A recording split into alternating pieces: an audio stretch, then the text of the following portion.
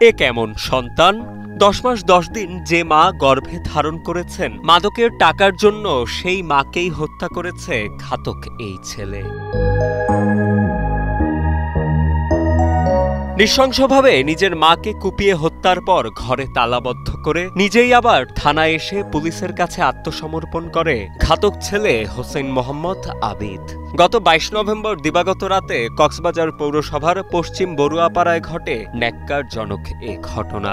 ক্ষুব্ধ এলাকাবাসীর ভাষ্য, মাদকের সহজলভ্যতার কারণেই ঘটছে এমন সব হত্যাকাণ্ড। এখানে আবার একটা সরাসরি ইয়াবা ফাইলেই ইয়াবা খাই এমন ফুলা ফাইন ইয়াবা সহজলভ্য হওয়ায় দোকানে আশেপাশে থাকাই এমন ফুলা ফাইনগুলো নষ্ট হয়ে যাচ্ছে, যার কারণে অনাকাঙ্ক্ষিত এই হত্যাকাণ্ড। নিহতের স্বামী নিয়াজ আহমদ জানান, কয়েকদিন আগে জমি বিক্রির টাকা নিয়ে চিকিৎসা করানোর জন্য চট্টগ্রামে বসবাসরত মেয়ের বাড়িতে যান তিনি। কক্সবাজারের বাসায় থাকছিলেন তার স্ত্রী আনোয়ারা বেগম ও ছেলে হোসাইন মোহাম্মদ। ঘটনার দিন মেয়ের বাড়িতে থাকা অবস্থায় স্ত্রীর মৃত্যুর খবর পান তিনি।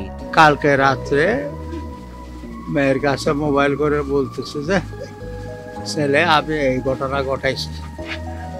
তখন এরপরে মেয়েটা রিপ্লাই মোবাইল যখন করতেছে থানায় ধরছে মোবাইলটা, এর মোবাইল থানায় থেকে বলতেছে যে আপনি কি মেয়ে আধা বলছে আমি আধা ঘন্টা পরে আপনাকে ডিটেলস জানাচ্ছি।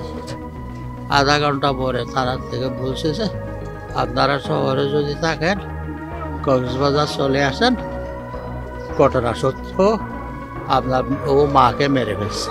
প্রতিবেশী ও স্থানীয়রা জানান, হোসাইন মোহাম্মদ আবিদ একজন মাদকাসক্ত ও উচ্ছৃঙ্খল প্রকৃতির ছেলে। মাদকের টাকা নিয়ে প্রায়শই মায়ের সাথে ঝগড়া বিবাদ করত বিপথগামী ছেলে। সর্বশেষ ঘটনার দিন রাতেও মায়ের কাছে মাদকের টাকা চেয়ে তর্ক বিতর্কে জড়ায় হোসাইন।